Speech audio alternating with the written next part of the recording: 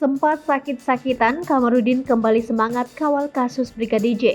Pengacara keluarga Brigadir J, Kamarudin Simanjuntak sempat mengaku lesu hingga sakit 3 bulan mengawal kasus Brigadir J. Kini, Kamarudin Simanjuntak kembali mengatakan tetap semangat mengawali kasus pembunuhan Brigadir J. Kendati demikian, ia mengungkap kekecewaannya karena perkembangan kasus dinilai lambat.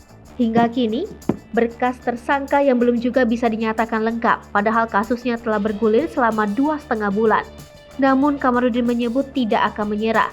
Dia akan tetap mengawal kasus yang menewaskan Brigadir J di rumah kediaman ex-Kadipropam Irjen Pol Ferdy Sambo di Duren 3, Jakarta Selatan.